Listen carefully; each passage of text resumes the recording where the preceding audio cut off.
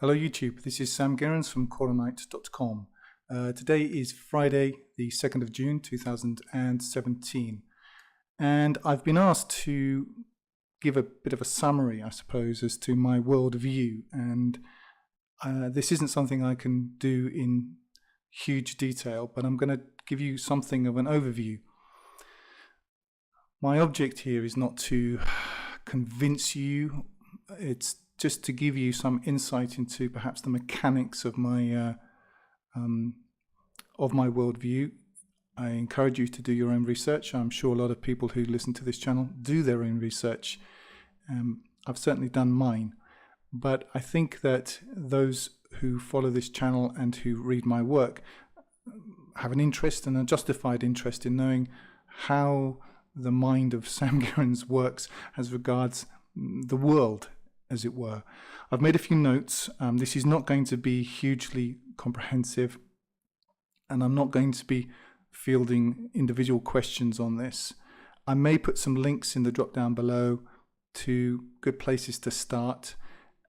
However, I'm not here to convince you of this. This isn't my focus in this channel, and as I go through some of this presentation, I hope I will make it clear, or it will become clear, that my focus really has been on a solution, because the problems are many, and in a way we're drowning in understanding of the problem, and that's a part of the problem, as it were.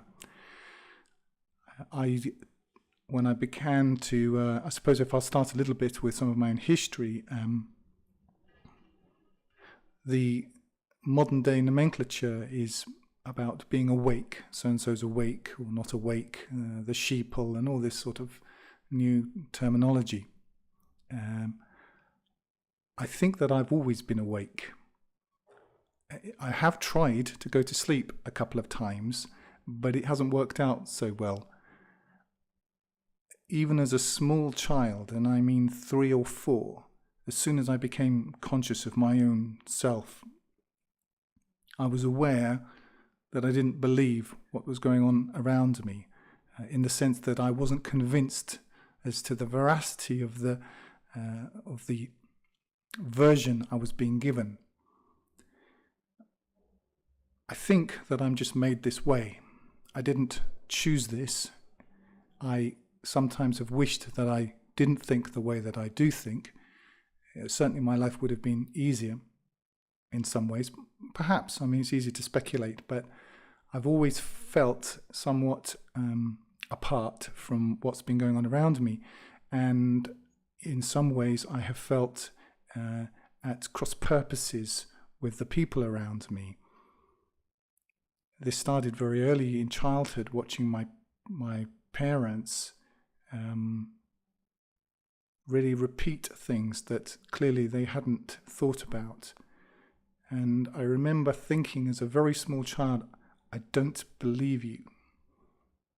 Now, whether or not this was intentional on the part of the people that I was close to, I don't know. I tend to think now that, as I'll get into as I go through some of my notes, that most people, the vast majority of people, are collectivistic in their outlook, and I'm simply not. I'm not built that way. So I think that there's a sense in which some people are just born with, it's rather self-serving, and I don't particularly mean it that way, but what one might call the truth gene. They have an inclination to truth. The Quranic terminology is hanif, inclining toward truth. Now, inclination towards truth is not a position, it's a direction. You can be very close to truth and yet facing the wrong way, and therefore not be hanif. One can be very far from truth, yet inclining towards it, and be hanif. So in sort of mathematical terms, being hanif, it's almost like a trajectory on a graph. It's not a point, it's not a coordinate, it's a direction. And I've always simply been drawn towards people who have had that aptitude and that appetite. I didn't find many of those people in my own personal childhood. However, whenever I have found those sorts of people, I've just always been attracted to them. Now, I'm 50 years old, and so I was born in 1967, and I grew up in a time before the internet, etc. Now, if you're under 30, this will be quite tough for you to comprehend simply because of the way you've grown up. But people did not always have instant access to vast amounts of information. And when I was growing up in the United Kingdom, the only television was BBC One, BBC Two, and ITV, 3 stations. And later Channel 4 came along, but essentially there were 3 stations. And so everybody was very centralized in their comprehension of worldview. Everybody watched the same stuff pretty much.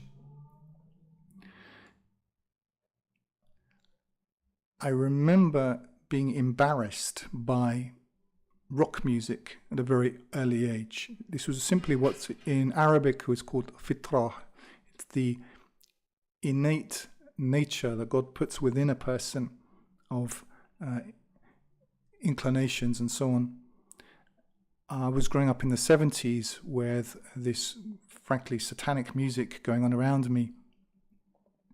And, lots of people sort of gyrating and so on. I can remember being embarrassed by it. Nobody taught me that sense of embarrassment, but I had that sense. I realized too, as I grew older, that other children around me, they all seemed to sort of be a part of something that I wasn't a part of. And at that time, I thought it was some sort of failing in myself. But as I'll go through my notes, I do think that people fall into just categories. And really, you should, if you happen to be of the category that I'm a part of, you're going to have it tougher in some ways, but the rewards are much greater. But I think that it takes people like us, if I can use that term, longer to find ourselves, especially if we grow up in a society which is completely deaf, dumb and blind to the things of the soul and to the things of the higher values. That's by way of a precursor, a preamble. I had an experience when I was 7, which I'm not going to go into the full details of, but looking back now, and it's something that happened to me when I was asleep, or not asleep, I was in bed, not asleep, but I'd been put to bed to go to sleep, and I was 7, and it wasn't like blinding flash of light or anything, but it was extremely potent experience that happened in a very short period of time of intense knowing about something. And I was 7, and if you'd asked me when I was 7 years old what I wanted to do with my life, I would have liked to have been Georgie Best, who, for my money, was the best football player of all time. That's what I would have liked to have done. I wouldn't ever have chosen this. However, from a very early age, actually, after this particular event, although I didn't understand it at the time, my life trajectory was set.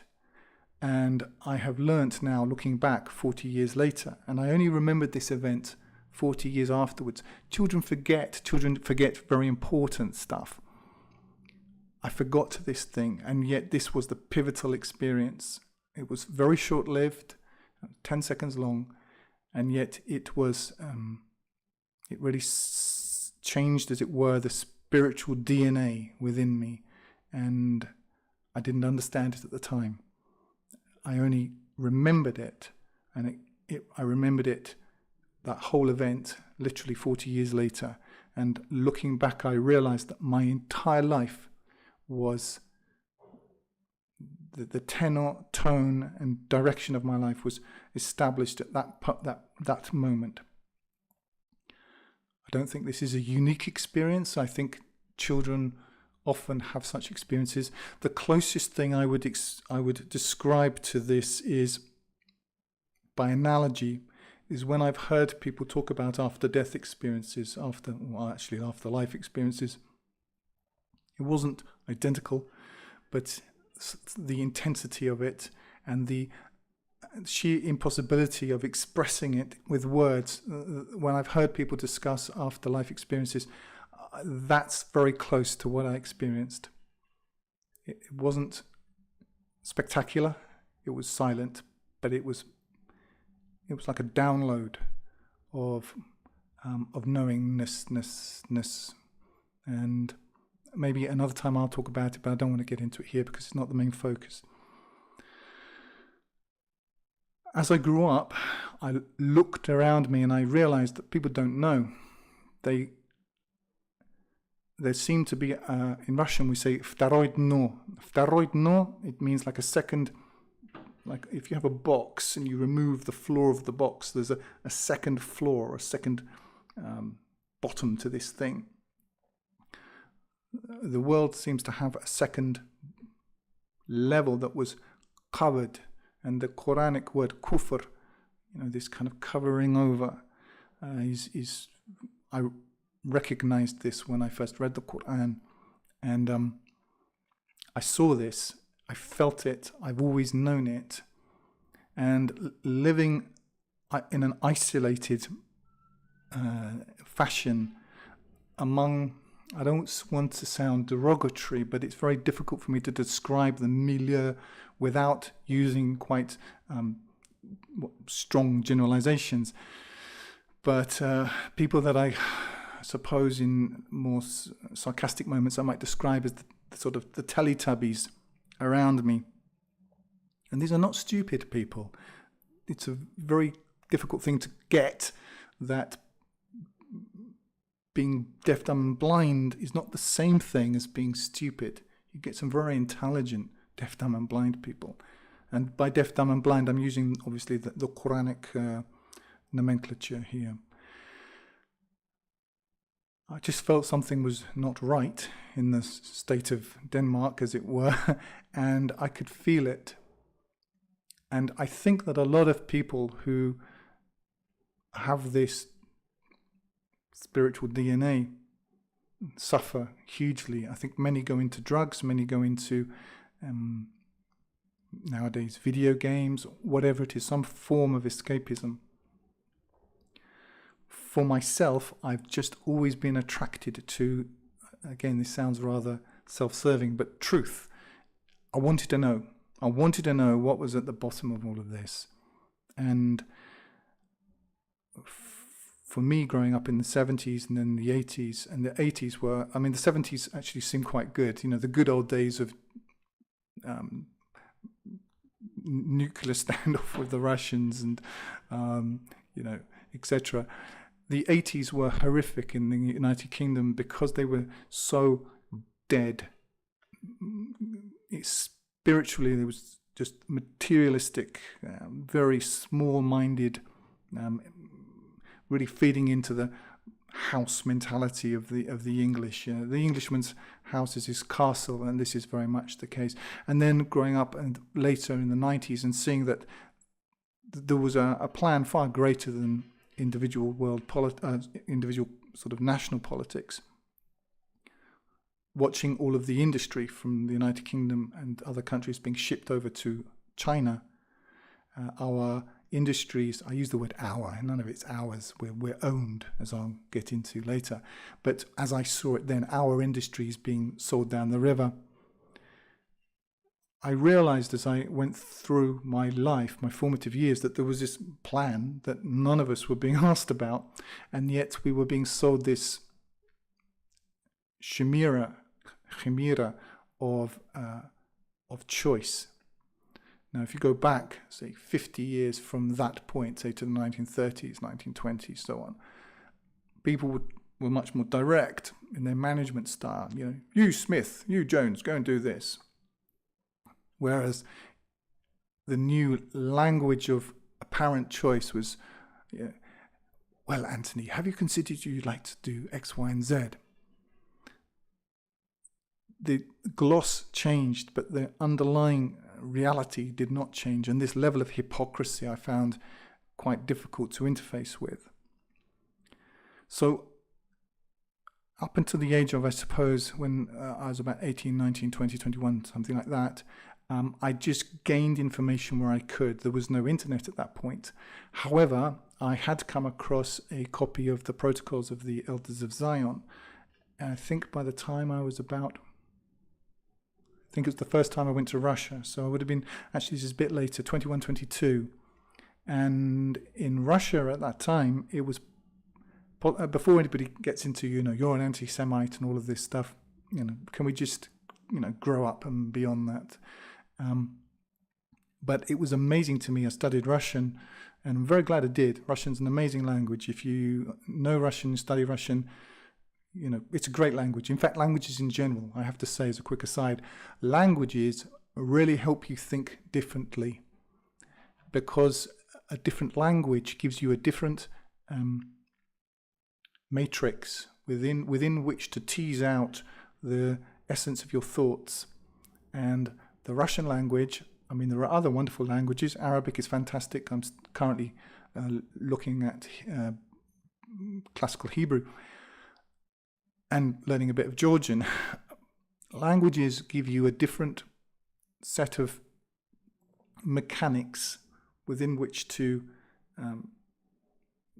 manipulate or interface with or dissect or integrate with thought.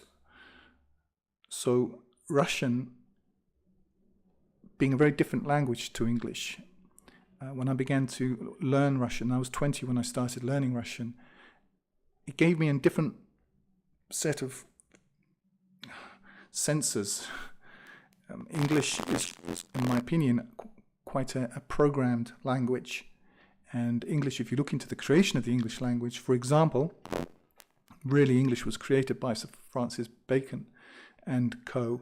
back in the Elizabethan times.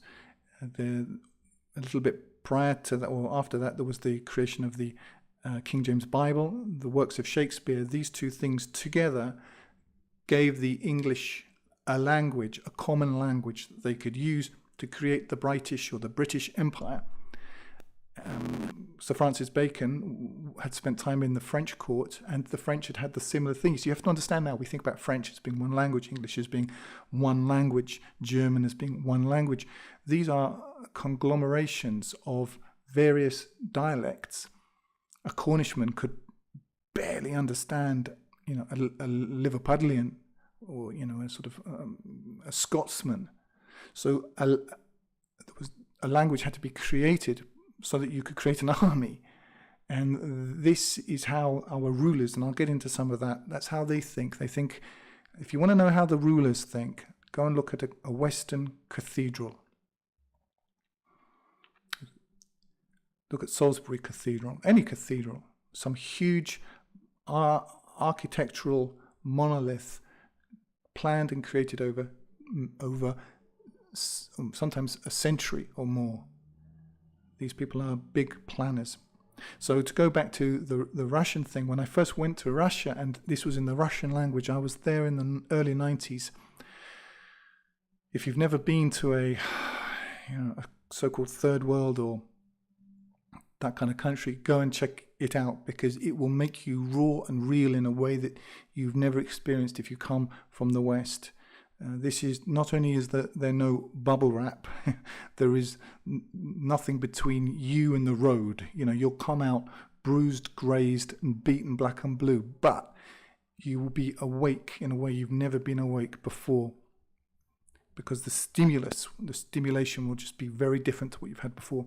So in that chaotic crucible of the early 90s, I was able to interface with Russians who had just seen their reality completely change. So for me, the concept of, I use the word in sort of, I'm exaggerating slightly, but cataclysmic political change is not a difficult concept for me to understand, because I've seen it. I've seen economic collapses. I've literally, there was an occasion where, it was 1998, where I had to get across Moscow with money to buy a ticket to get out of Russia in the collapsing economy of that time, trying to get to the Aeroflot office before the currency fell yet again, and my money was worthless by the time I got to the office. My only goal was to get there and make them take the money and issue the ticket. I've lived through economic collapses. I've seen it happen. Happens like that. I don't wish to sort of wax, catastrophic on you, but we live in a very tenuous structure. Anyway, going back to the Russia thing, Russia was a place where it was possible to have genuine, real conversation. And the more that I learnt Russian, the more I was able to get from people. They would talk about anything. It's not so like that now. Russia, Moscow is what I mean by Russia, because Moscow is what I know, has been it's beginning to become domesticated. And I've been away from Moscow for a few years now, so it's probably more domesticated than it was. I don't know. But in the early 90s, it was raw. People would be very happy to have very meaningful conversations with you at the drop of a hat. And in this crucible of chaos, you could buy anything. I mean, all kinds of stuff. So stuff that was verboten in the West was readily available then. And this is pre-internet, or pre-my internet anyway. Perhaps the internet sort of was beginning to exist. But I read the protocols in Russian of, that's not quite true. I found a copy of the protocols. At that time, my Russian was not sufficient to read them, but it was enough to understand the gist of it. And when I was at university, when I went back to university, I was at Birmingham University studying Russian language and literature. The first thing I did was I went to the library, and Birmingham University in the United Kingdom has a very large library. I think it's the second largest in the country. I could be wrong on that, but that's my understanding. And I thought, well, they must have a copy of this somewhere. And I looked it up on the system, and yes, they did have a copy of it.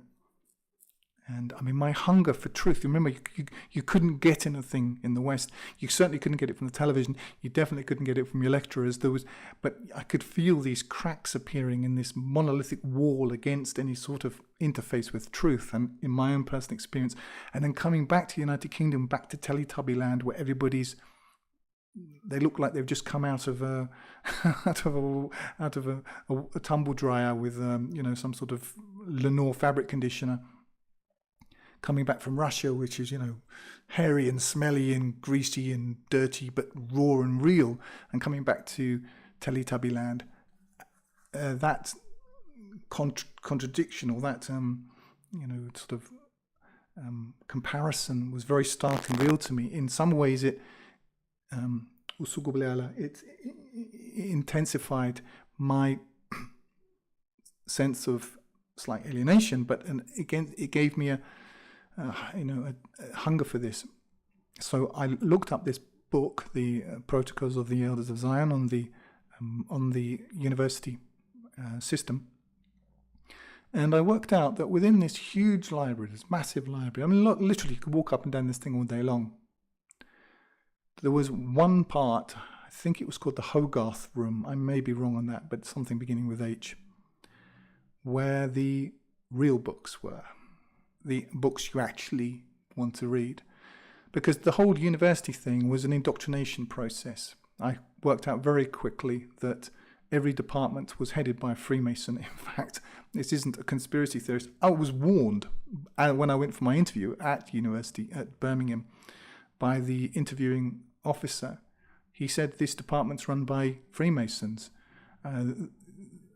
This was fantastic. It's part of why I went there, because this particular guy who interviewed me, I thought, here's somebody I can have a conversation with. Now, he'd been passed over for the chair because he wasn't a Freemason. And as I became friends with people, I'm sort of diverging into various sort of over the hills, but I'll come back to my main point in a second. As I became friends with people at the university and I visited other departments, I realized that in every department there would be the Freemason professor and the Jew controller. Now, don't write to me and tell me I'm an anti this or an anti that. If you want to say that, I don't care. Go and do it somewhere else. I'm telling you what I saw. We had it in our department, and the same thing existed. So I would go with a friend to their department, whatever it was, and the professor, you can tell the Freemasonry look, that very smug, I'm a jolly good fellow look, and life's very nice to me. And I just think, well, where's the Jew? And lo and behold, some Jewish face would pop out, and I thought that's the. So you've got the Mason head, and you've got the Jew handler, and that was a pattern that I saw repeat. I realized too that university was a place really that attracted middle-ish men, not exceptional in either talent or intention, certainly not heroic, but easily flattered. This is what I saw. I'm not saying that anybody who works in university is like that, but that's what I saw. Anyway, going back to the Hogarth room, if it is the Hogarth room, this was a place you couldn't just go and check a book out. You couldn't take a book out of this place. You had to submit your library card, and you could ask for a book that you had to know already was extant within the library. They would then hand you this book. You could read it within the walls of the Hogarth room. You weren't allowed to photocopy very much of it. You weren't allowed to photocopy it yourself. You weren't allowed to make notes in the book. You weren't allowed to take it out. As I've said, I sat there and read a paper copy printed, I think it was by the Briton Society. I could be wrong on that, but it was certainly printed, I think it was 1905 or perhaps it was 1895, but it was a good 10 years before the First World War, and I read it cover to cover. And without going into who wrote it, why it was written, I'm not even very interested in any of that. The fact is, this book existed prior to the First World War. Now, this to me was prima facie evidence of an agenda. Now, I've heard all of the arguments. It's a forgery, it's a this, it's a that. Who knows? In fact, who cares? Somebody, somewhere, knew what the plan was. Whether this was taken from other sources, whether this goes back to, whether it was really a Freemasonry thing, it doesn't really matter. I'm not so interested in that level of detail. What I'm interested in is the big picture. And if you're coming to this from no information, from no access, you're just sort of trying to work out the features of the elephant through a kind of thick velveteen curtain, trying to work out what this thing is. Because I was born, like I presume most of my audience, in a family which was utterly ignorant, and actually still is utterly ignorant of anything real, and has no appetite for it. So unless you're born into a sort of an elite family, they're trained in all of this. So we're starting from nothing. I am an upstart from their perspective. So I read this book and I realized it actually made me physically ill. I was literally sick, physically ill for several days after reading this, because it was a paradigm shift for me. At last I had some information, something documented that made sense. Now, if you're of the internet generation, this won't mean very much to you, because you can just look up anything online and Google will give it to you in 0.3 of a second. This was a different environment, and but that was a part of it, and it gave me what I needed to know to realize that, yeah, I'm right. This is an agenda, and please don't write to me explaining to me why I'm a bad person because I read the Protocols of the Elders of Zion. I read all kinds of stuff. I read a lot of stuff that other people know about but never read, and that's just how it is. So I'm just relating to you my process. Now, I'm not going to go through everything that I've studied and learnt, but I'm going to give you an overview of my conclusions. And again, I don't really want to burden you with it all. However, I do suggest it's worth getting a working knowledge of this. I'm not going to try to persuade you of it. I recommend that while you still can, and I think we've got, there was a glitch in the computer there. While we've still got some time, I recommend that you look up online these things and get a working knowledge of it. However, some of my conclusions would be the following, and now I'm sort of entering into the meat, as it were, of my presentation. Obviously, some of this is coloured to some degree by my later explorations of the Quran and my understanding of Quranic terminology. And if you have read my work, you will recognize some of this because it's a process, a kind of composite process. It's an organic process. I'm 50 years old, so I'm giving you a sort of synthesis of, well, actually 47 and a half years of investigation. I think in summary that really people fall into various categories. Why they are born into those categories, I don't know. That's beyond my knowledge. I don't have any knowledge of it. Whether people, excuse me, whether people can change categories, I think they can. The Quran certainly says, for example, about marriage, that you should not marry the unbelieving women until they believe. So one is able to believe as an event with a beginning. So conversion, for want of a better word, certainly exists. Otherwise, there would be no point. However, I do think that generally speaking, people tend toward particular groups. And I do know, as an experiential thing as well as a scriptural thing, that only God can guide. There is no guidance. Muhammad, as we know in the Quran, was unable to guide. Only God can guide. Whom God guides is guided. And if God does not guide you, there is no guidance. It's really as simple as that. How it works, the mechanics of it, as it were, in the machine code level, I don't know. It's something outside of my knowledge. However, I think that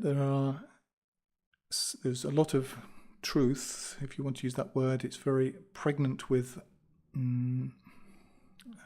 almost archetype. The story of Cain and Abel in the early part of the book of Genesis, as we call it in English. Now, Cain is really archetypally identified by control, the remaking of the creation, and through him we get to Tubal Cain. And if you know about Freemasonry, Tubal Cain is a big deal there. While I'm on the subject of Freemasonry, I think that Freemasonry is one part, as it were, of this. However, there are some very good Freemasons, lower, Blue Lodge people who don't know anything. They're just basically window dressing. But as you go up through the ranks within Freemasonry, which is essentially a form of Judaism for the Goyim, combined with a form of demonic possession. I'm not saying all Freemasons are bad and evil people, and you do have to understand the history of Freemasonry and the persecution by the church, and that it was a repository of knowledge that was outside of the church. However,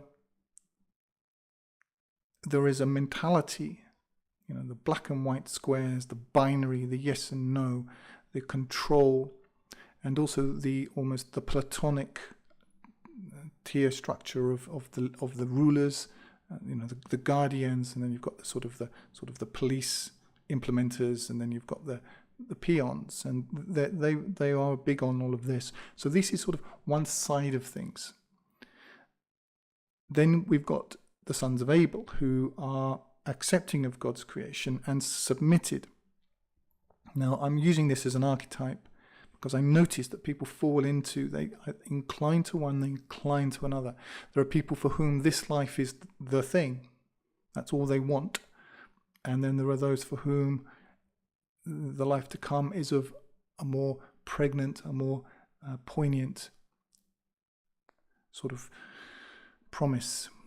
And I think essentially people invest in one or they invest in the other.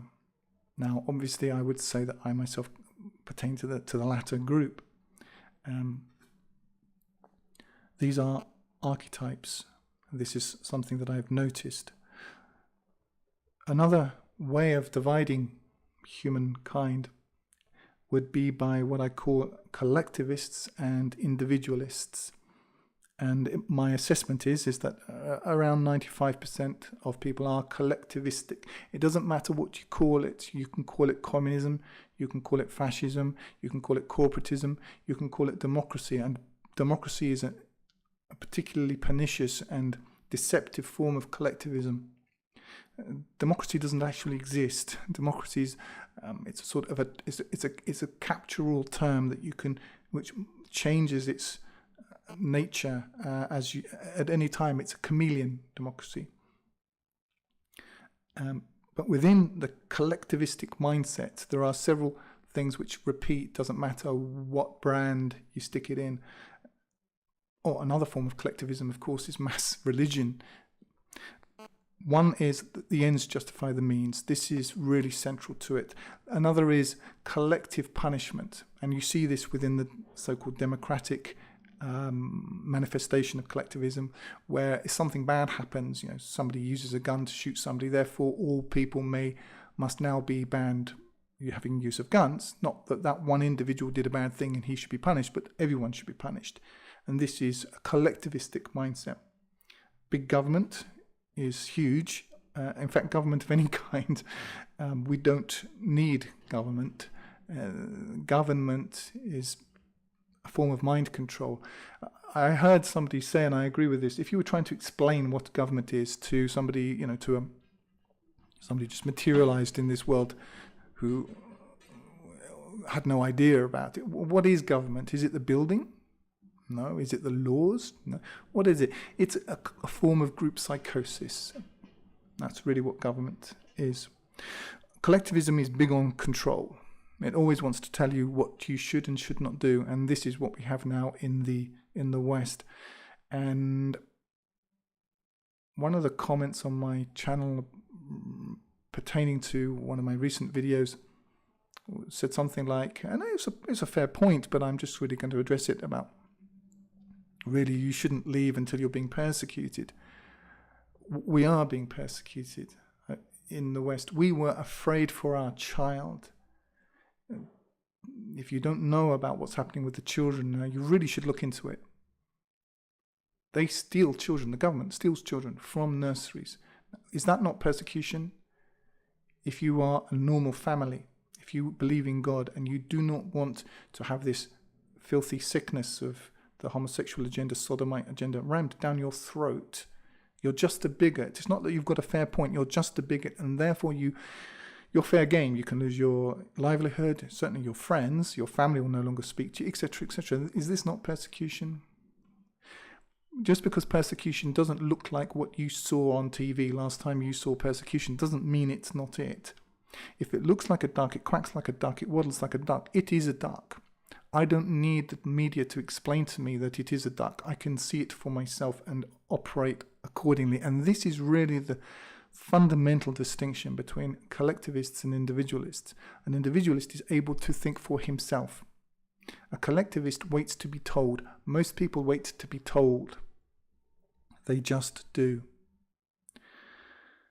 And that's not always a bad thing.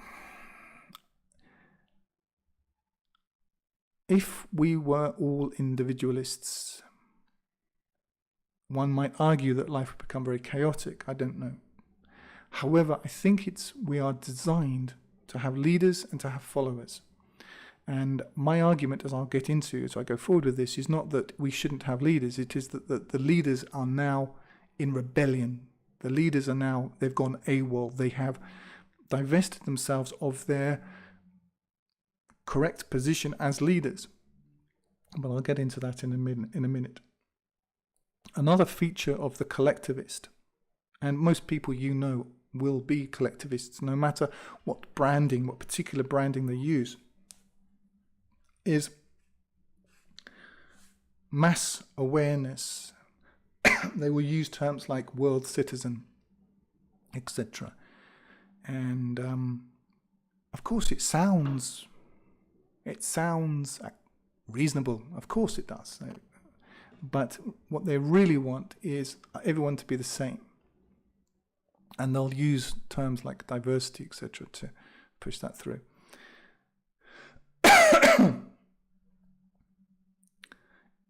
Taken to its logical conclusion, the collectivist is a drone. And this is being pushed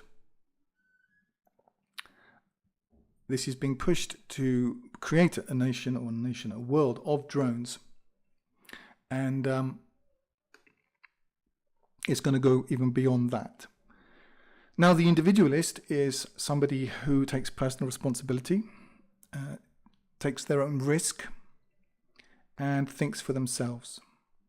And if you were to take that to its ultimate conclusion, if you're going to take that to its ultimate expression, the ultimate expression of that is a prophet.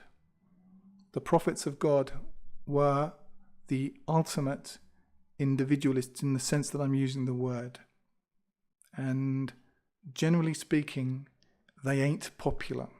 The collectivists, the sons of Cain, will persecute the sons of Abel. That's page 1. Now I'm going to get on to a little bit about elites and ruling elites. You hear an awful lot about this online, and a lot of people expending an awful lot of energy, getting very upset about it. I'll tell you what I don't believe. What I don't believe is there's ever going to be a mass movement, a mass change. I'm kind of sick of hearing about people talking about when enough people wake up, etc., etc., etc. This democratic idea, or the idea of demos, that somehow the people themselves will change anything. I don't mean to pop your bubble, but people will not change anything. They never do. People are lazy, indolent, and generally speaking, they will not think for themselves. They are by nature collectivistic, and that's why the form of government we're given is democracy, because the ruling elite, who are really smart, really clever people, they know this about us. We've been exhaustively studied. The idea that if enough people wake up, things will change, etc. Where does this ever happen? Where have you ever seen that happen, ever? The model is never that. Even in political uprisings, it's always a very small number of extremely intelligent, highly motivated men who change stuff. Okay? That's just the fact. I personally cannot think of any place that overturns that model. I mean, obviously you plug in the crowd, as in the storming of the Bastille, etc. But the crowd, read Gustave Le Bon's The Crowd. The crowd is a blind force which can be directed by intelligent men, intelligent, powerful men.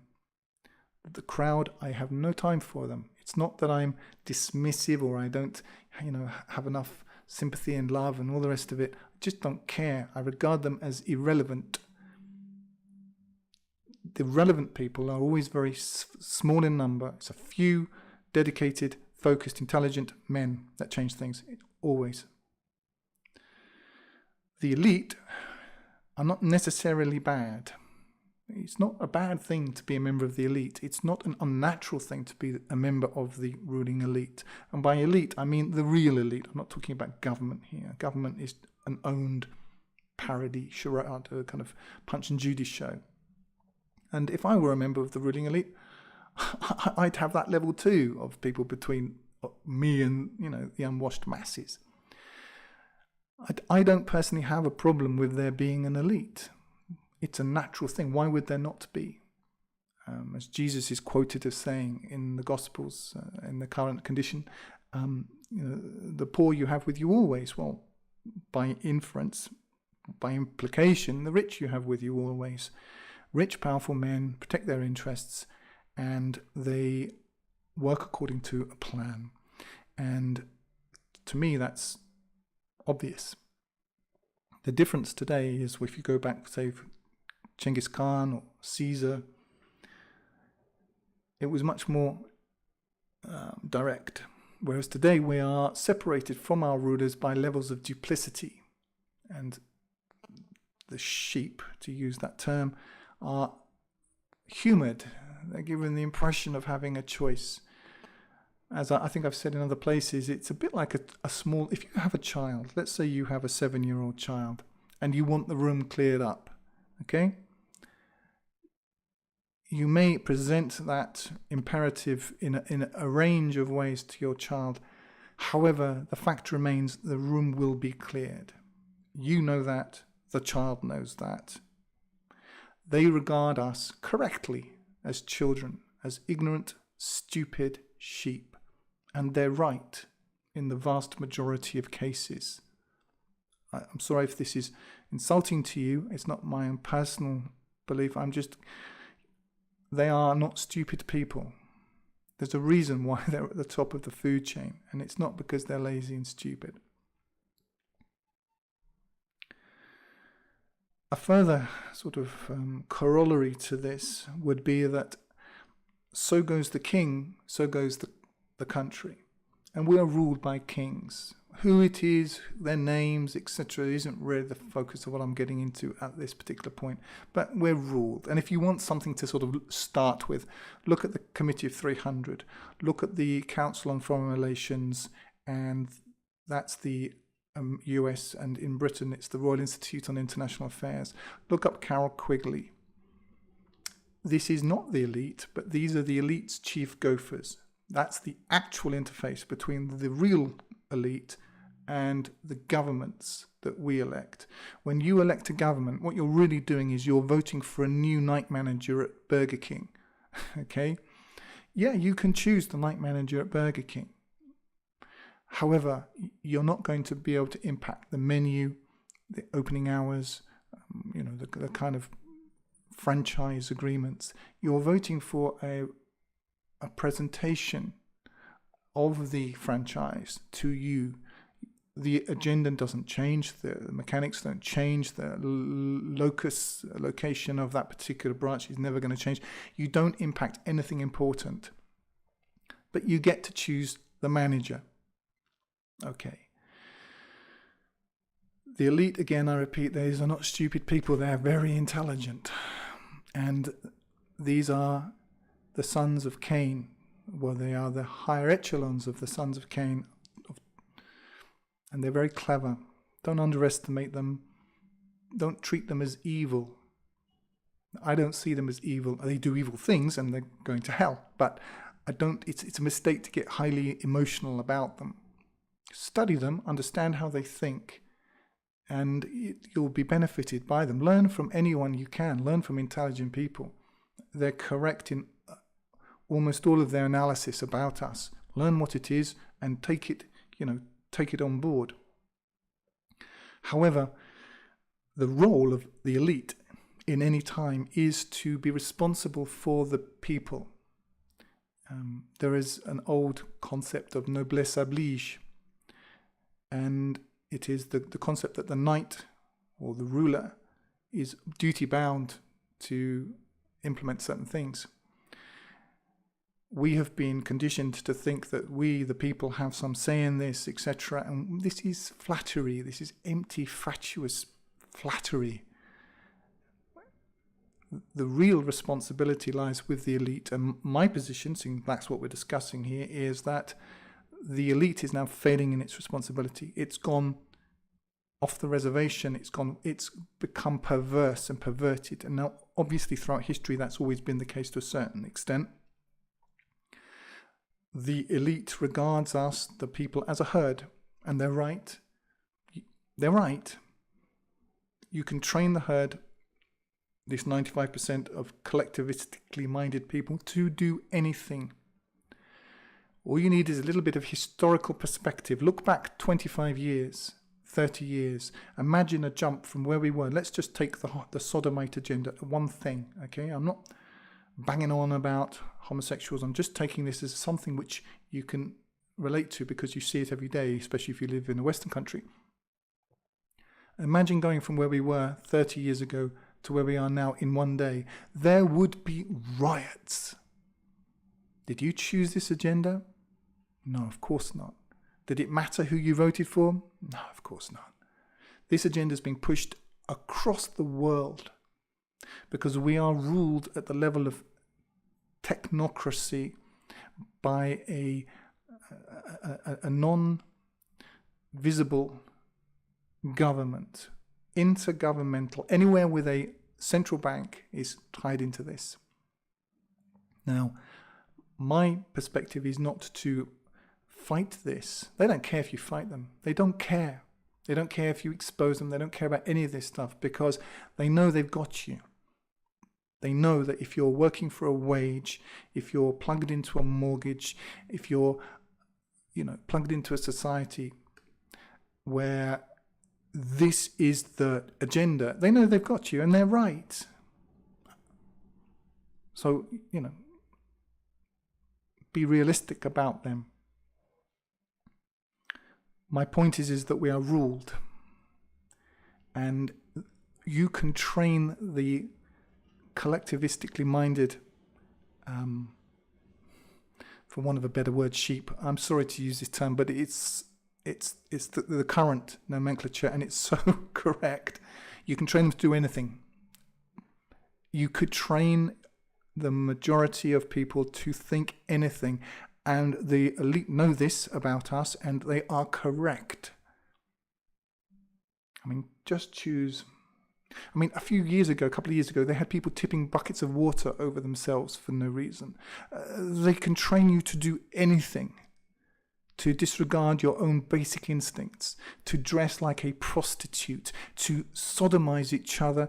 They will get most people into bestiality, necrophilia. There is nothing they cannot train you to do. All they have to do is cover it with a saccharine coating of slogans and a sob story and what's called thought leaders in public relations terms. Eating dog food. Okay, just choose at random.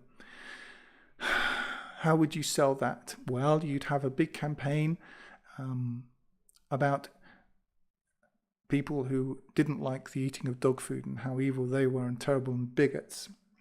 Then you'd have Angelina Jolie and Brad Pitt or whoever is famous now, I can't be bothered to keep up with it, secretly eating dog food, and that would get out through YouTube. Then there would be, you can see it, then it would be implanted in a few films, and before you know it, eating dog food is really de rigueur, or cockroaches or whatever it is. And that's true. 3 months, you would be a bigot for not eating dog food and not celebrating the eating of dog food. I'm just choosing that as at random. There's nothing you can't train most people to believe, most people to defend. Their thoughts are not their own. Now, one thing about this, and it's a really tough thing to get, is that these people, these collectivistic people, are not functionally stupid. They're effectively stupid, but they're not functionally stupid. They're effectively stupid because they have no critical ability. They think they have, but they don't. But they can make very good programmers or, whatever it is, bus drivers or architects. But because they have a very strong normalcy bias, and they tend to want to be a part of the group, and they don't want to be seen as outside the group, that's how you manipulate them. Why do you think there are all these social scientists in universities studying people all the time? Do you think they're working for you? No, of course not. These universities, etc., is a sort of second or third layer of knowledge. This isn't the top layer of knowledge. This is what you might call goyim knowledge. This is, knowledge for the morons. But they do, at the top of this, produce certain levels of knowledge at the sort of professor level and above, which goes to the next layer, which will be things like the Rand Corporation of the real government. And then above that will be whatever interfaces with the actual government. We are being studied exhaustively. So they know this about us, and I'm not here to inveigh against them. They're correct. And if you don't think they are, then I suggest you do a little bit more research, because they are right. There's no question about it. So we're ruled by a hidden system. And as I say, the sort of front end of this would be things like the Committee of 300, various think tanks like the Club of Rome, etc. And they're using environment, they're using the homosexual sodomite agenda, they're using transsexualism, and they're going to merge that with almost trans computerism. They're getting people very used to being utterly plugged into a system. They regard themselves, you have to see how they regard themselves, okay? A quick aside here. They don't wake up in the morning and think, oh, I'm such an evil person, I'm now going to go out and do some evil things. No. Try to get into their heads a little bit. They regard you and me as fundamentally stupid. And they're right from their perspective. Certainly they're right in terms of the crowd. They do fear the upstart, but they don't fear anyone else. They see it that we are there, we, the elite, are here to manage the herd. There's no point getting angry about any of this, all right?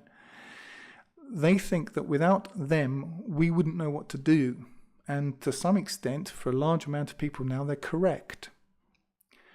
They think that they're doing a difficult but necessary deed, and that if you or I were in their place, we would be as evil as they are.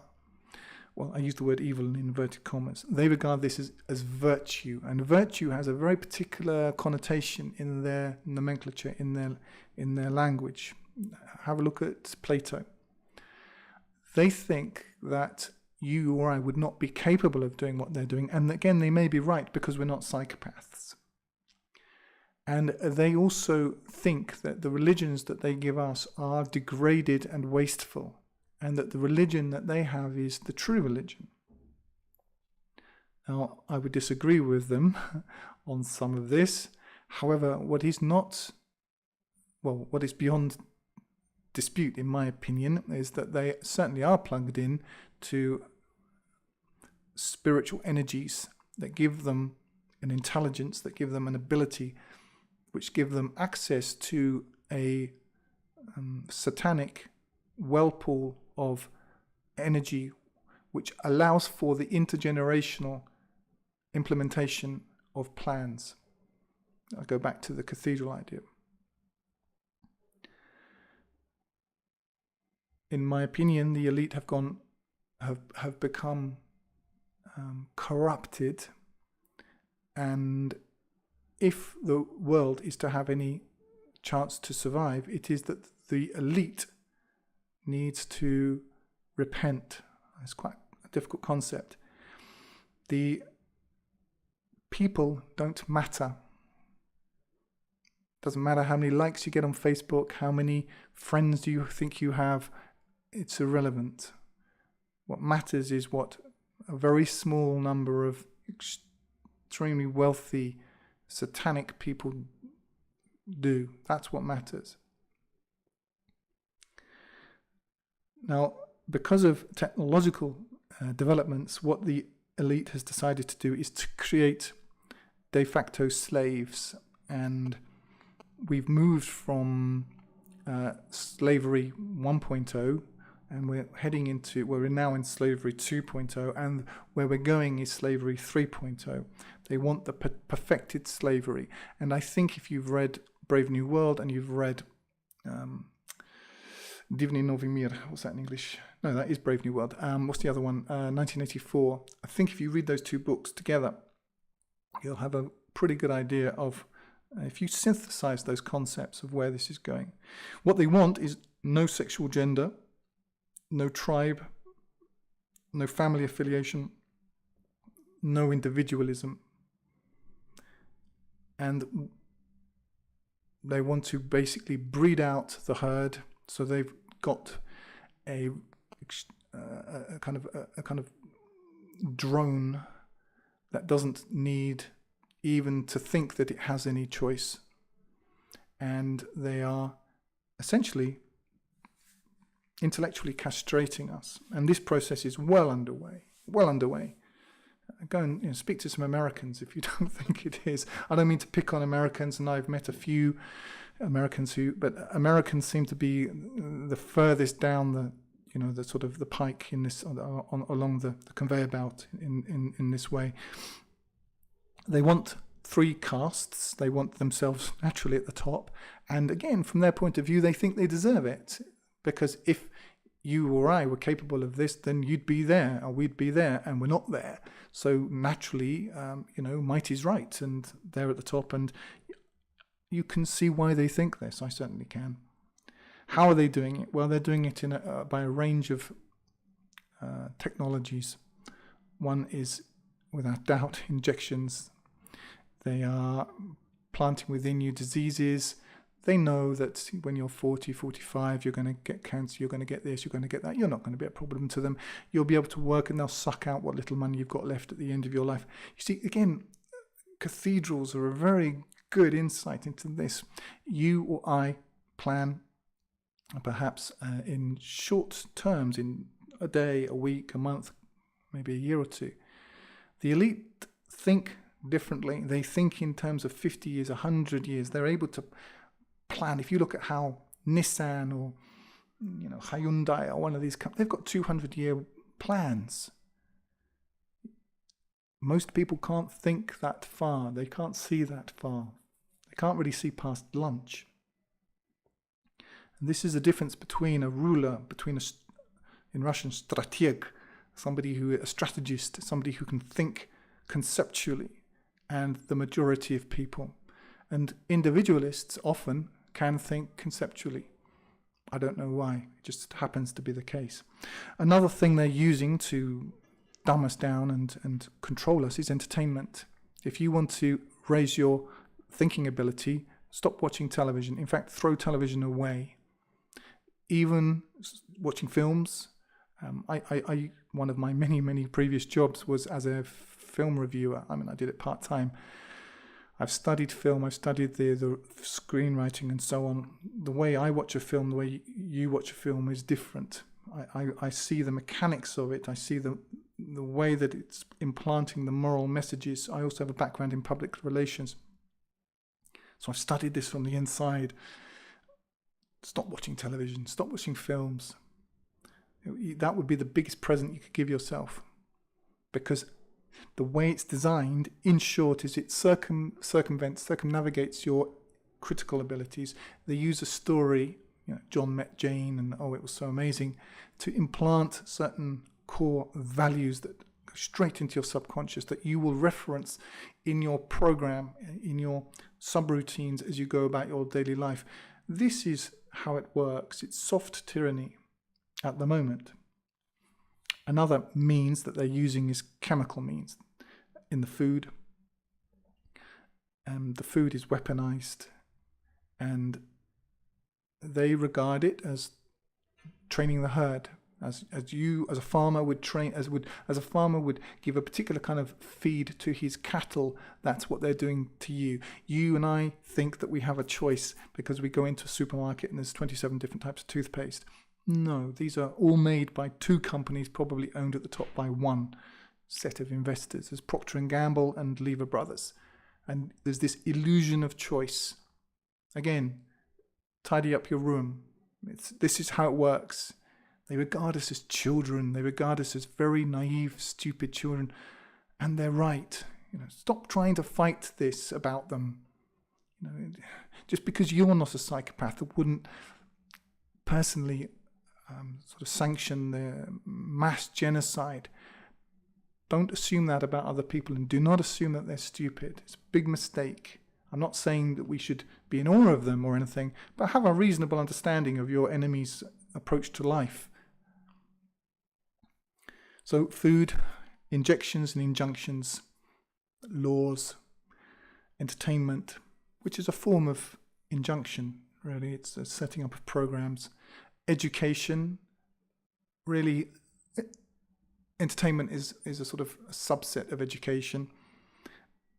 They do not want you to be able to reason, to use your mind in a logical way.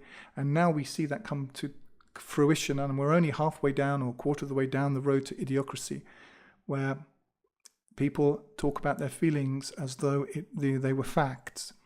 And also the implementation or the implantation of false history.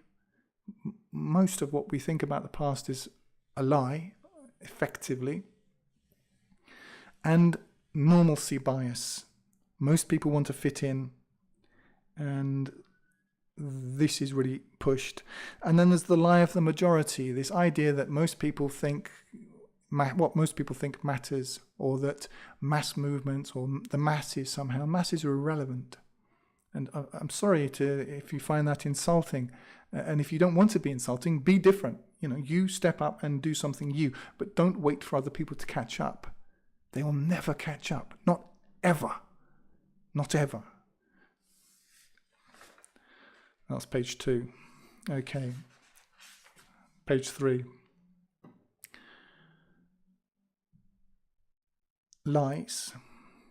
What we're told about history. Let's just take the Second World War, for example, and one of the biggest lies of all time, which would be the Jewish experience in the Second World War. This is used as a way of bashing people to stop them from using their rational faculties. And it's a form of power. Who so controls the educational, the access to books? This is it. You've got to understand that education is an indoctrination process. Now, am I saying that Jews didn't suffer in the Second World War? No, I'm not saying that. Jews certainly suffered in the Second World War. However, 20 million Russians. What about the 60 million Russians murdered by the Jewish Bolsheviks? Where do you hear that? Don't hear it anywhere. And as far as, the sort of gas chambers, etc., let me put it this way. If the Germans had wanted to murder all the Jews, they'd have done it. And they'd have done it efficiently and quickly. And you have to understand that if you're going to build a method of murdering large amounts of people, if you study what they've got at Auschwitz, which incidentally was built, the gas chamber was built after the Second World War, it's from an industrial design point of view, it's completely idiotic. So this thing was created afterwards. Is that the same thing as saying that Jews didn't die in the Second World War? It's not the same thing. Jews were certainly persecuted by the Nazis in Ukraine, places like that. Large amounts of Jews were rounded up and shot. There's no question about this. However, from my perspective, tens of millions of Europeans and other people died in that war. Wars are terrible. And to choose one particular people and say that their suffering was qualitatively superior to the suffering of other people, I find that a revolting proposition, and I don't have any time for it, especially as there is no, as there are now laws to prevent you from questioning this. I think it's thoroughly discredited. It's a dogma that has to be believed, and I'm using it as one example of a falsehood. And if you don't know about this, look into it. For example, the 6 million number, this is a Kabbalistic number. The Jewish media tried to push this after the First World War. They claimed 6 million Jews had been killed. I'm going to get into the idea of Jews. Maybe, have I got time for this now? Okay, briefly. The Quran tells us that there are good Jews. There are Jews who read the Torah, who submit, who follow it. And in my personal opinion, these people are brothers. I have no problem with these people whatsoever, none. However, we also know that there are Jews who will sacrifice their own, who will expel their own from their houses, who will, but later they'll pay a ransom if they're brought back to them. But they should not have repelled them in the first place. There are these types of Jews. It's just a fact. We hear and read in the Quran that there are Jews who twist the words from their places. It's not so much that they corrupt scripture, but they just present them in such a way that it says something other than what it says. From my point of view, such people, they have their reward. They've chosen this world, they've chosen this life, and they're going to the judgment. There's no escape. The Quran is absolutely clear about this. The Jews have a wonderful scripture, they have a wonderful tradition. If you're Jewish, of a Jewish heritage, embrace the Torah. Embrace the Torah, keep the Sabbath, keep the mitzvot, lead a righteous life. However, among the Jews are those who lie and who manipulate, as there are among other races too. However, Jews just tend to be much better at it than those other people. I'm not here calling for so-called anti-Semitism, although I rather take exception to that particular term. It's a form of soft power. Look into the Frankists, and that'd be an interesting study. But it's not one group. I don't think so. And I think that the Jewish layer of this is certainly powerful. It's certainly powerful at the level of implementation. But are they, controlling everything? I don't think so. I think there's a layer above that. And Jews are manipulated too. I mean, look, one thing I've noticed about Jews is that they're not very good at differentiating between their own scriptures and their later mythologies.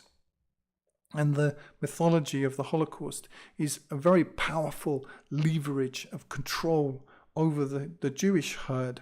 So I don't sort of have it in for Jews, but, let's be honest, guys, a lie is a lie, and no amount of chutzpah or persecution is going to change the truth. And the things which are true in the Quran about the Christians and remain true about the Jews too. On the day of judgment, there's going to be no intercession, no friendship. There's no way of, schmoozing your way out of it. And the Jews who are righteous and who believe in God and the last day and do good works, they are my brothers. That's my position. Those who lie, steal, etc., and then hide behind a sort of smokescreen of suffering, real and imagined, God knows the truth about those people. However, to pretend that this isn't happening is delusional. And another expression, in my opinion, of this sort of collectivistic mentality, because people don't want to be labelled, anti-Semites, etc. But, truth is truth. And I'm not anti-Semitic. I'm anti-people who lie, steal and commit genocide. If you're in that category, guess what? I'm against you. If you're not in that category, I don't have a problem. That's just my position on it. We do find, however, that world Jewry is hugely overrepresented in the middle range of the ruling elite, the implementation range, infiltrating law, education, entertainment, the sort of the standard textbooks, creating a reality which is not a reality. So this is one level of power. The next point I want to make is about research. I'm not going to give you all of the chapter and verse on all of this. If you haven't researched this, I suggest you do. If you have researched it, you know what I'm talking about. You may agree with me to a certain extent, you may not. The point, though, is that people who do their research actually fall into another trap, which is the trap of hopelessness.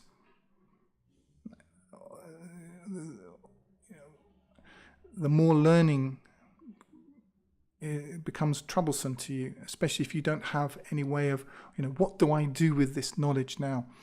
And for these small number of people who are individualistic in their mentality, who are children of Abel as opposed to children of Cain, who do have a hunger for thirst, who are Hanif, who then put the time in and are able to make their way across this minefield, they then come out with the question, well, what do we do about it? And this is where I got to, say, 15 years ago. And for myself, I can see that a lot of people become very lost and lonely in this. And what I decided to do was to focus on solutions. Now you hear people like, for example, Alex Jones or whoever it is, loud and, in your face. He's accused, I'm using Alex Jones as an example, but of fear porn, etc. And I think there's quite a lot of truth to that. For myself, I decided to concentrate on the solution.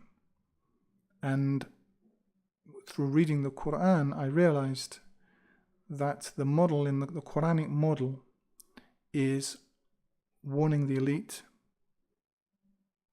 in order to make them morally culpable, because that's why they warn us.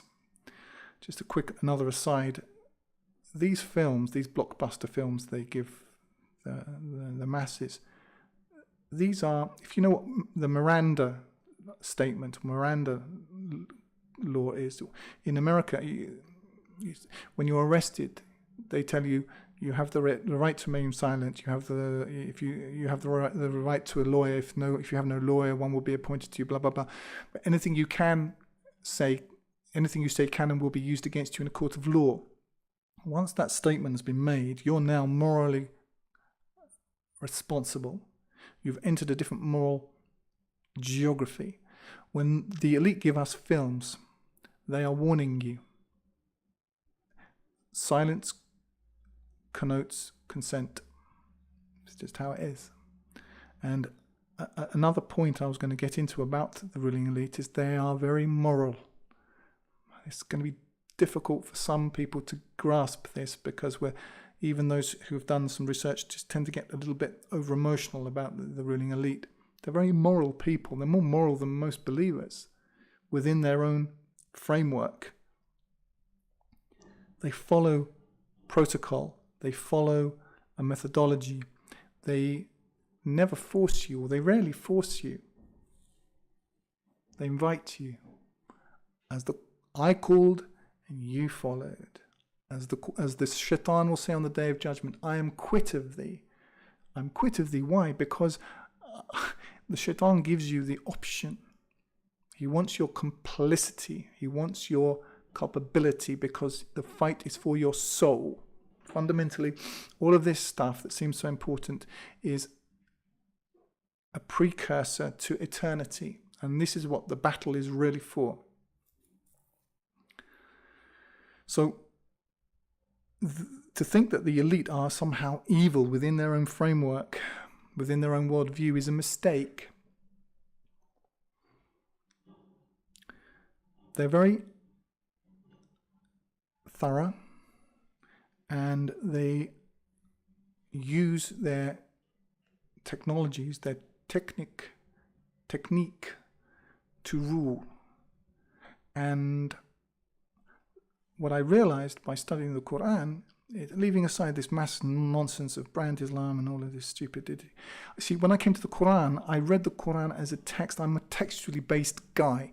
My background is in Russian language and literature, so I'm used to reading texts as a text rather than coming to it with this, I certainly wasn't attracted by brand Islam.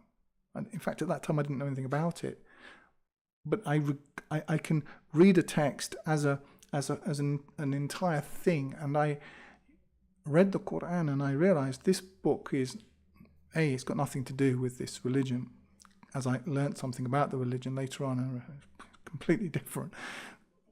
But also the modus operandi within the Quran was the solution. If the Quran is true, if it is from God, if it is preserved, then the last thing this thing is talking about is creating a caliphate. In fact, the word caliphate does not occur in the Quran anywhere. That word does not exist in the Quran. The modus operandi is of a man or a small group of people warning the elite to repent. And generally speaking, that group refusing to do so, and then that group being destroyed. Not only that group, because that group bears moral responsibility for the herd.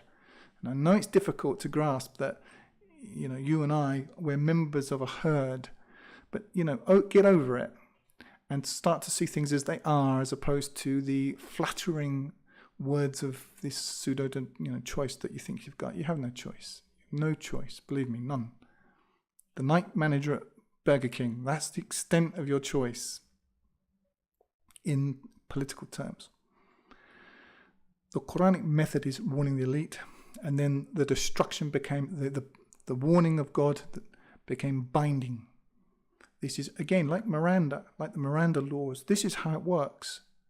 So I'm not interested in mass movements. I'm not interested in lots of people. It's never going to be, we're going to have the biggest Facebook page, etc. No, this isn't what I'm interested in. So I'm trying to give you sort of an encapsulated presentation on my worldview, because I'm not going over this again, because this is not the main focus of my channel. The focus of my channel is in solutions. Just to sort of wrap things up with the satanic elite, is that they believe in sacrifices, human sacrifices. There's no question that this happens. If you don't know about it, or you're just going to explode in little bubbles of, oh, he's a conspiracy theorist. Yeah, I'm a conspiracy factualist. I don't believe in the happenstance, coincidentalist version of history, because I've seen rich people work together to protect their interests as they see them, and these people are very moral. It's a really tough thing to get. They're moral within their own framework. They're moral, highly religious. They think they have the true religion, and they think that we're idiots, and they're largely right. They have rituals. They're very bound on numbers, specific dates, particular ways of doing things, and they have mass sacrifices. For example, the attacks on Iraq, the first bombings happen on particular days. They observe times and seasons.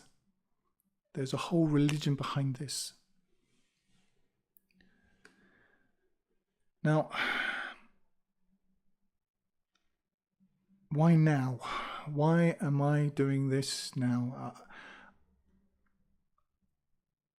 As I may have mentioned before, if I'd been born, if I had been my age, maybe 40, 50 years ago, I probably wouldn't be doing this. But now it's so clear, and the information is out there, and I can see historically, I understand the time that I'm living in, and purely technologically, I have the opportunity to do what I'm doing. And I set aside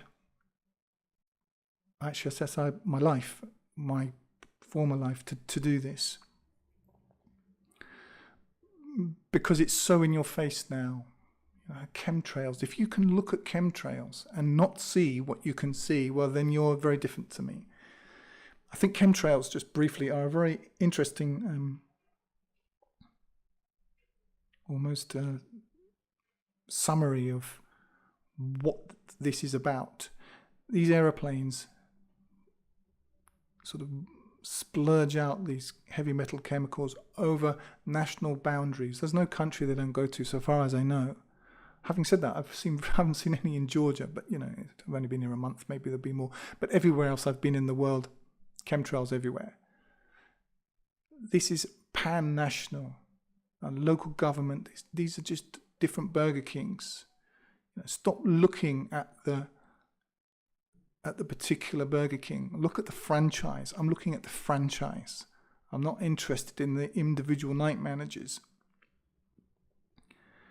The same policy is being rolled out across the world. I've been to Mongolia, I've been to Singapore, I've been to Libya, I've been all over the world, and there's the same thing being rolled out everywhere.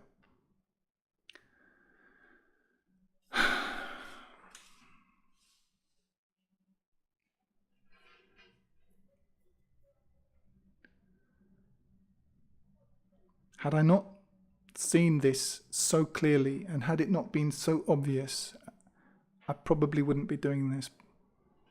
But I decided that my life, I was born for this, and I was given this task. And my job, if you want to call it that, is to call other people to embrace their own tasks. A leader doesn't make a good leader doesn't make good followers. He makes good leaders. And my challenge, if you want to use that rather ghastly term, is choose your sort of spot of earth, your field, choose your tools and dig and cultivate, plant and tend, and be prepared to defend. It's no bad thing to suffer for the sake of God. You will find haters, detractors, envious people. Believe me, envy is you get that. You'll get people who will impugn your motivations, who will claim that you're in it for the money or whatever it is. Just on that point, I had a great income. Believe me, I had, if I had,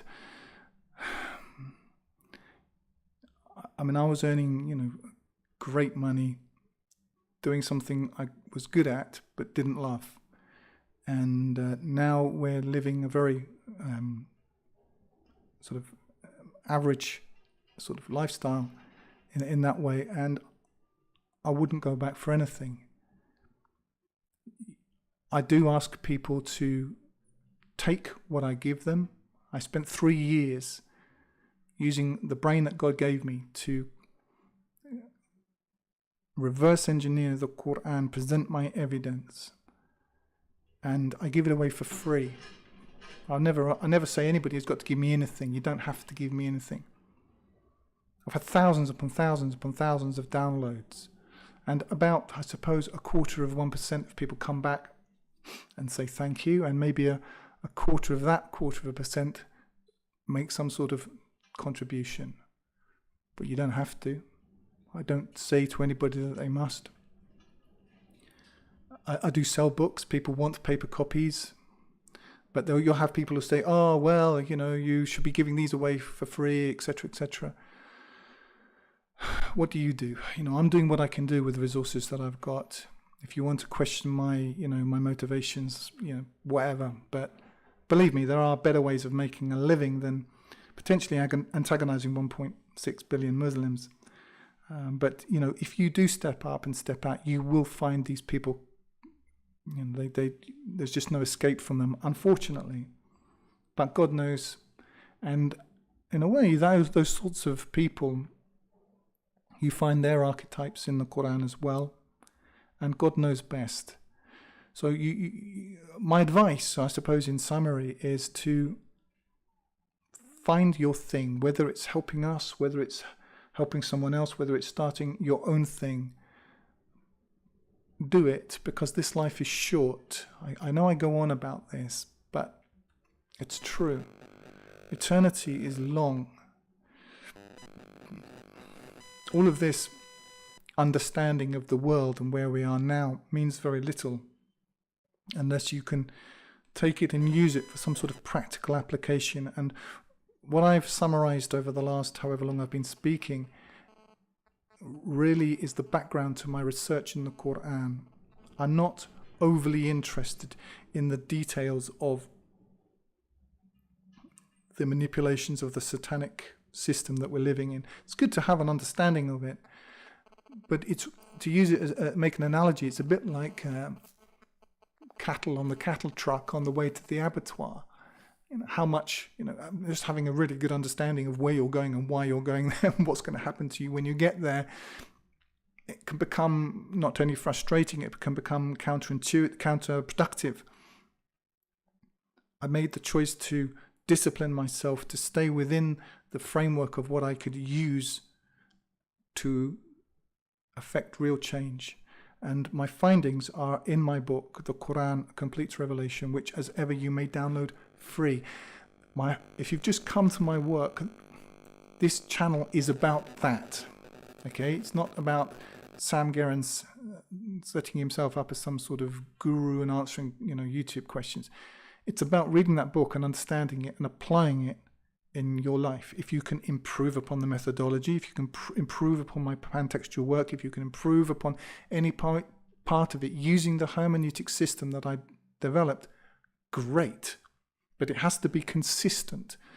Just coming to me with some, abstruse stray idea and expecting me to drop everything and, embrace you like, thank you so much, you found this, the missing part for me. It isn't going to happen. You really need to be a little bit more focused and disciplined than that. I think I'm going to stop it there. That's the background to my approach, my worldview, some of the formative ideas. I'm going to look for some YouTube and other searches and put them into the drop down below that you can just use as starting points for going out and getting some of this information if you don't already have it. If you don't already have it, go and get it, because there's a closing window of opportunity in terms of internet research. If you want to be really smart, print onto paper. Actually, that's the main reason why I produce books, because one day we're not going to have this. I'm not putting this on you as you've got to do this. I'm just saying that that's one of the reasons why I did it. Paper is going to be very valuable in the future. In Russia, we had the concept of samizdat. Samizdat means self-publishing, yeah, samizdat, where copies of unavailable works were printed and passed from hand to hand to hand to hand. Get the paper. That's my recommendation, because you won't always have the access to it. As regards what I'm doing here and communities, etc., what I'm trying to do really is to set up a paradigm that can be replicated in other places. But I don't have all the answers. I certainly don't have all the tools. I don't have all the skills. I don't have all the resources. I'm doing what I can do. And what I'm attempting to do is to provide a few good men with the tools they can use to do what they can do. For the detractors and the envious and all of those sorts of people, I would just say, as they say in Yorkshire, think on. Do you really want to be on the wrong side of this? Or just, do something better. And that would be great. I'd be the first to applaud you. That's all for now. If you're listening on YouTube, you can download my full translation of the Quran using the button in the top right-hand corner for free, or buy the hardback there at 10% less than on Amazon. And if you do that, yes, it helps our work. I also encourage you to sign up for the Quranite Plus newsletter on the site to get occasional micro updates. Like if you like, comment if you have something constructive to say, and subscribe to get more each week. And use the link in the drop down below to donate if you would like to help us keep doing this. You don't have to. Nobody has to do anything. There's no compulsion. If you would like to. If you don't, don't. But remember, this life is short and eternity is long. If you want good trees, plant good seeds.